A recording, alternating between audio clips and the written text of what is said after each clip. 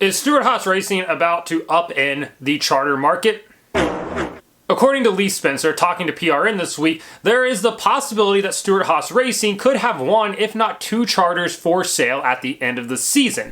Now, I know you're wondering, that sounds crazy, and I completely agree with you. It does sound a bit far-fetched, but when you think about it, there is the possibility that this does make sense and that it's something that could happen, maybe.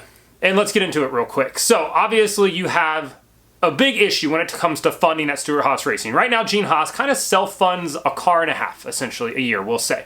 If they do lose Eric Almirola, he takes Smithfield with him. If they can't convince Smithfield to stay, which they don't seem likely to be able to do, he takes Smithfield. There goes $20-ish million right out the door. So now you have to find sponsorship for another car. They already had to find sponsorship for the 4-car Josh Berry for next year because with Kevin Harvick leaving, Busch decided to move over to Ross Chastain at Trackhouse, and I'm sure Harvick is taking Hunt Brothers and some of those other smaller sponsors with him that aren't going to be able to eat up any bit of the calendar for Josh Berry. So now you're looking at having to fund 2 cars for a season.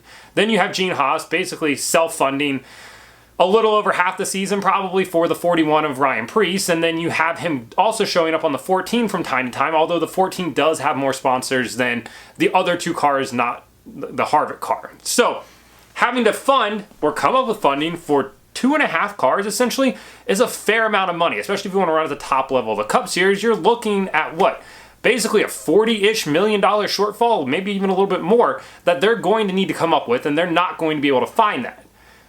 Right now, the rumored price for a charter is a little north of $30 million, if not more. So by selling 1 or 2 of their charters, you're looking at a $30 to $60 million influx of cash to Stewart-Haas Racing. They can use that money to self-fund that Josh Berry car until they can find some sponsorship for him.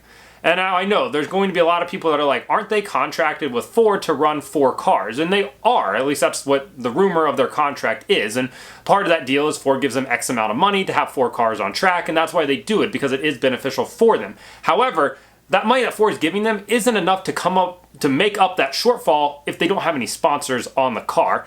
And a team like Stewart-Haas Racing really isn't likely to give a discount to a sponsor just to be able to have a sponsor on their car. They'll rather just run Haas Automation or Haas Tooling or whatever Gene Haas wants to have on the car at that point. So there is the major factor there when it comes to what exactly are we going to do when it comes to sponsorship.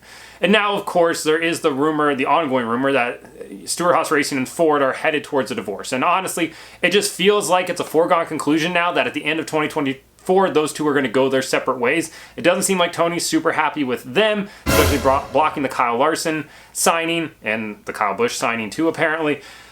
And it just feels like their time at Ford has run its course. They're struggling to have all 4 cars in the top 30 at this point. It's a rather embarrassing situation for Stewart-Haas, who almost won a third of the season alone just back in 2020. So we're not that far removed from Stewart-Haas Racing being a dominant force. Granted, that team has always had 1 really good car, a second okay car, and then generally the 3rd and 4th car are there. They're somewhere, right? They're not usually the top notch. And that's just kind of how Stewart-Haas Racing has been since the beginning.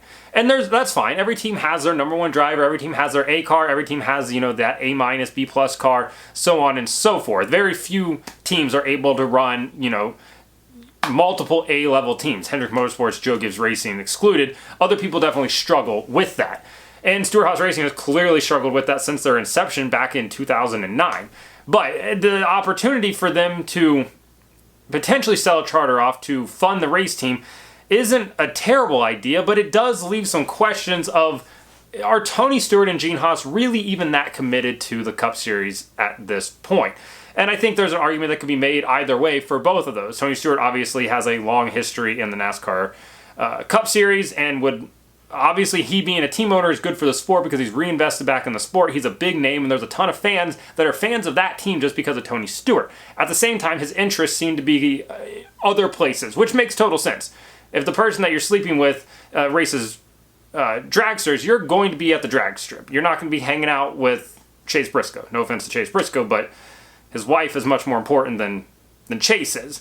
And if you're Gene Haas, you have a Formula 1 team, and the glitz and glamour of Formula 1 is probably better than the NASCAR circuit for 36 races.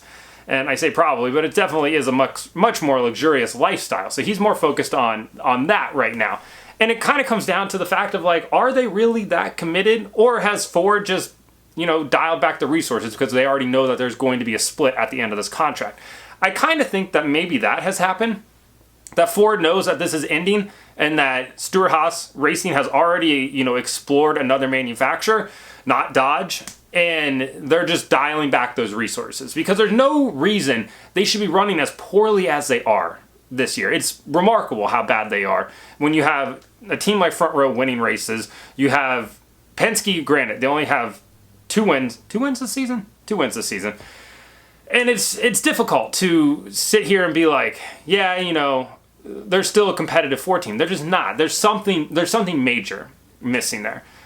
And with them potentially not being that interested in NASCAR anymore, both Gene Haas and Tony Stewart, the opportunity to sell a charter for $30+ million is rather interesting. And the only reason I can think that the charter prices continue to rise is because team owners know that there is a possibility that they are going to sign this new media rights deal, which is going to give owners a bigger slice of that revenue pie, which they desperately want, and that makes charters definitely more valuable. So unfortunately for Dale Jr., the price is just going to keep going up. It's a bit like the housing market right now. So at the end of the day, them selling isn't that far-fetched. I don't think they're selling the whole team. I don't think they're going out of business.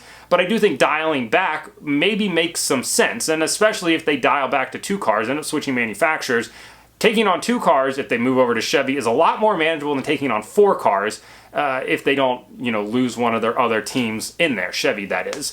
And for Stewart-Haas Racing, maybe that allows them to focus just on their 2 cars.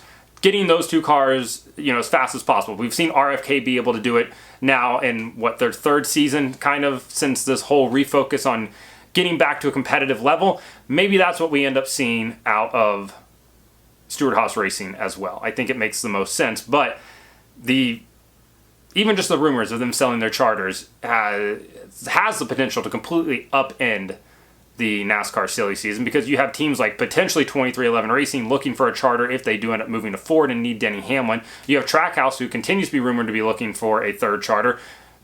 Dale Jr. and JRM continually openly talk about wanting to buy a charter. There's the possibility that they could do that. So there's plenty of people out there that want them. It just comes down to the asking price and if Stewart-Haas Racing is actually selling, which would be a little bit wild, but not completely out of the question now. So like and subscribe to the channel. Follow me on TikTok @BreakHard, Instagram, Twitter, and Threads @BreakHardBlog.